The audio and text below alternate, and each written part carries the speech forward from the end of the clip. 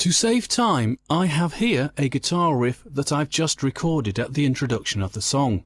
If you need instruction on basic recording methods, please view VTC's previous Cubase training course.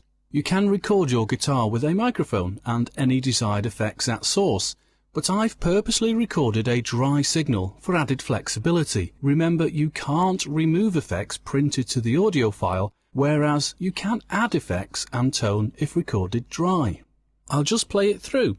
First I'll solo the track. Now play.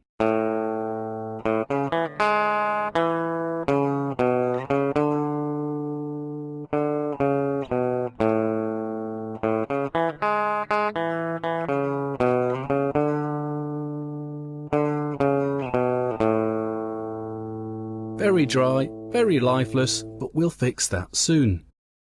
Now I want to create a copy of the file so that I can use the two guitar parts in slightly different ways. I could just use the copy function, but for this tutorial I'll export the file to a new version of the guitar riff. Once done, even though I checked the guitar's tuning prior to recording, I just want to check the accuracy of the tuning on the recorded file. Cubase has a brand new tool for this integrated into version 5 called VariAudio, but I want to save the explanation of this technique for vocals later. Instead, I'll use Melodyne, the plugin that appears to have inspired Cubase's VariAudio. So I'll go to File, Export, Audio Mixdown. I'll name it. I'll just check I've got mono ticked for my format. Then I'll click here. Right, here's my newly audio exported copy. I'll keep this here safe and disable the track because I don't need it at present. Now I want to use Melodyne to correct any tuning discrepancies on the guitar part. I'm sure there won't be many, seeing as I played it. And if there are, will you tell people I did it on purpose so I could illustrate Melodyne's automatic pitch correction function?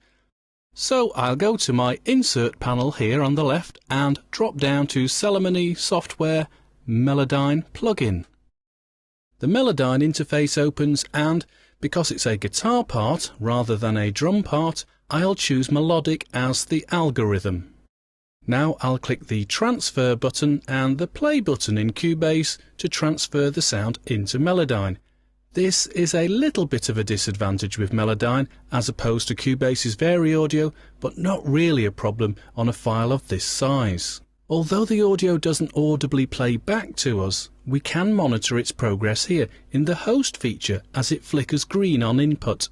OK, once no more input is detected, I'll click Stop to halt playback, and Melodyne builds its infamous note lobs. Notice the detection progress bar at the top of the interface. OK, so I'll just resize so we can see it better.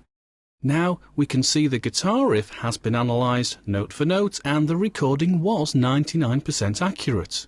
You might want to leave it as it is if you don't like the clinical nature of tuned musicians, but I want to tune this file and play it back with the original untuned version whilst panning each part to opposite sides of the soundstage. This will give me a slightly chorused effect that I'm after. So I'll simply click Correct Pitch here and Melodyne automatically adjusts the notes to perfect pitch.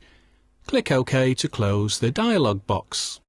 Right, I need to explain how this plugin works.